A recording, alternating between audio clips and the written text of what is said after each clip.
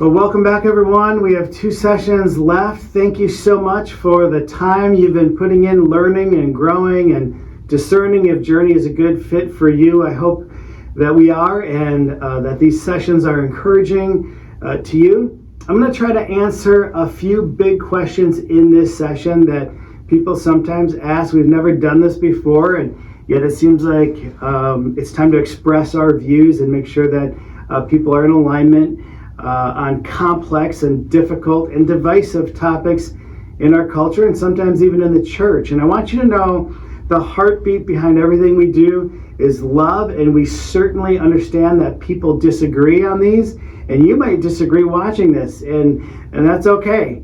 And I still love you, we still love you, and respect our differences, and hopefully you can at least respect or understand a bit more where we're coming from as well as a church. So the responses to the questions are meant to help us as members with how we respond as a church. And you may meet someone in our church asking you questions, or in a growth group, or in the lobby, or on a Sunday morning, or wherever. And hopefully this may help you to know a little bit more about these issues. So everything we say and do should be filled with love and grace and truth.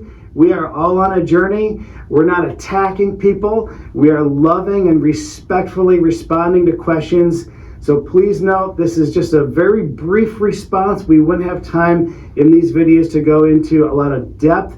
So this is just a big picture view, just a couple minutes on each question. Here's the first one. Where do we stand on sexuality issues in our culture? Recently, I received an email asking this question. Good morning. Me and my fiance are looking to start going to church together. Are you guys an LGBTQ friendly church? So how would you respond to that in a loving, gracious, and truthful way? Well, here was my response. I said, thank you for contacting us and your interest in attending our church. We often ask people the question, why? Why would someone want to even attend any church? At Journey, we describe our spiritual life like that, a journey. So we are here to take a step closer to Jesus on that journey.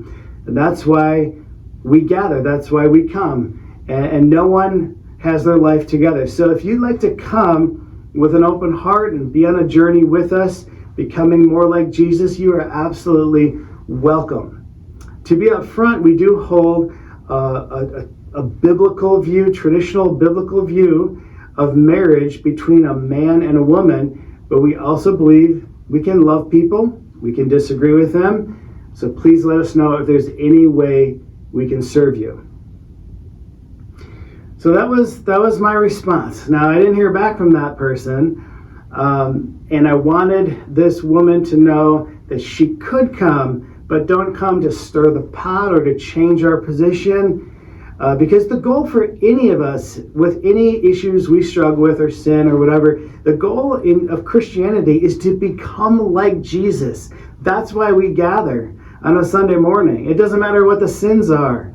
Oftentimes people are looking for a church to affirm their already existing beliefs, but they're not really interested in changing or being open to God. And I wanted her to wrestle with, that's the goal of coming to church, it's to change, to become like Jesus. And I feel that this person needed to know up front that in addition to what I just said, we do uphold the belief of marriage between one man and one woman. So that's that question.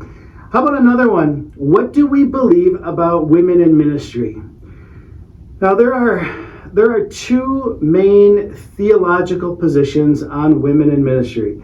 Egalitarians believe that women and men can both have equal leadership roles. There should be no limitations on a woman's leadership role in any capacity. Women can serve as pastors, elders, anything. Complementarians believe that men and women are equal in value, yet they complement each other in their leadership. And there's a huge spectrum, even among complementarians, about what that means or believes and how involved or not involved women are to be involved in churches. So the Bible teaches us that all sorts of ways to interpret things, positions such as women teaching or leading a ministry or being an elder or offices. I mean, there's a spectrum among complementarians. The scriptures are very complex on this issue, and there's not agreement among evangelical Christians. We realize there's tension, and biblical scholars on both sides have good arguments. We studied this issue for a long time, and it's like you read one side and you study the scriptures about it, you're like, yeah, that makes a lot of sense. You can be convinced. You read the other side, you study the scriptures about it, you're like, yeah, that makes a lot of sense. I could be convinced. In addition, we all have our own biases, usually the way we grew up or what we're familiar with, or the people that have, most people though, have not adequately studied these issues on their own or studied both sides of the issues on their own. They just share what they're familiar with, what is known to them, what their family believes or their pastor growing up taught. So at Journey, we have a modified approach to this. After months of studying these issues, a lot of prayer, a lot of reflection, a lot of study, we've come to the following conclusions. Number one, men and women should both use their gifts in the church. Both men and women are gifted by God and should use their gifts in the context of the local church. Women using their spiritual gifts is a critical component of the health and functioning of the church body, and we celebrate that. Look at, or I should say number two, there seems to be one exception to that. The only position that appears to be reserved for men is the position of an elder or a pastor. All other areas, women should deploy and utilize their gifts for the glory of God. And then number three, the third point about this is we respect differences. I mean, maybe we're wrong, and we don't know for sure, but we feel we can respect and love and partner with those that take a different position than us to further the work of the gospel. This issue has been debated for centuries, and we may never know until we get to heaven. I encourage you to do some studying on your own if you'd like to, but we commit that we're not going to let it distract us from the work of advancing the gospel. And that was question number two. Now, here's question number three. How is the church structured? Is there accountability? This is a great question.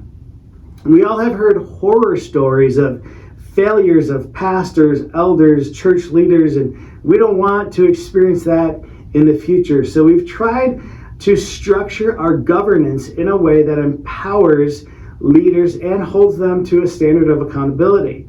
We want staff to feel empowered to use their gifts and abilities to lead well and have some freedoms, yet to be accountable where they can't go rogue. So we say it this way. We say that we are three things here. We say that we're overseen by elders, led by staff in the day-to-day ministry operations, and affirmed by the congregation.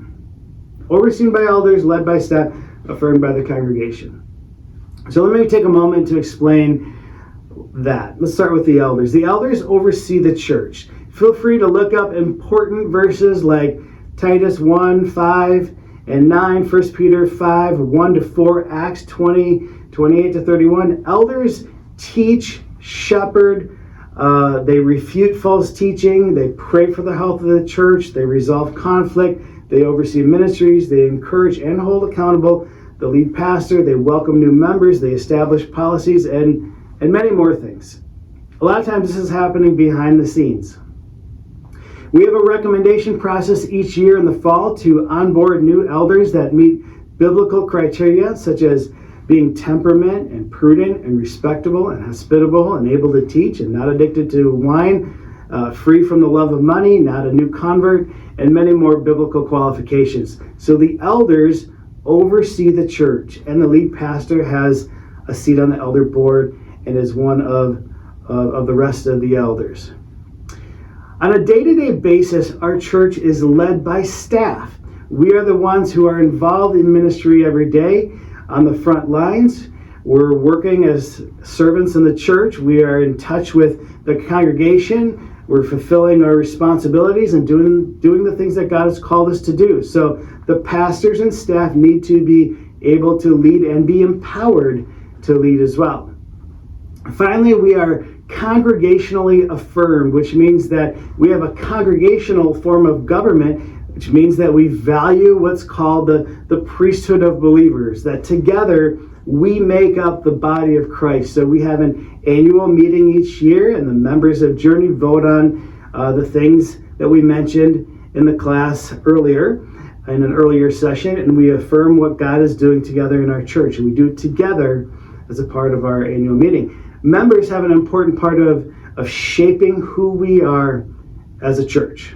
So those are just a few of the common questions we receive. I hope that is helpful, and we'd be happy to talk with you more in person if you'd like to. We also want you to know that a really good resource for many difficult and challenging topics that are available, gotquestions.com. It's a biblical Google search engine to ask various questions about spiritual life, faith, Christianity, the Bible. We also have a membership to Right Now Media, which is like this Netflix of Bible study and resources that may help you answer questions and learn more about all sorts of different things. So this is free to anyone in our church, so let us know, and we'd be happy to help set you up with an account. So take a few moments now and reflect or discuss. Reflect if you're on your own, or discuss if you're in a group, some of these questions that we learned about in this session, and then we'll see you for the last session next time.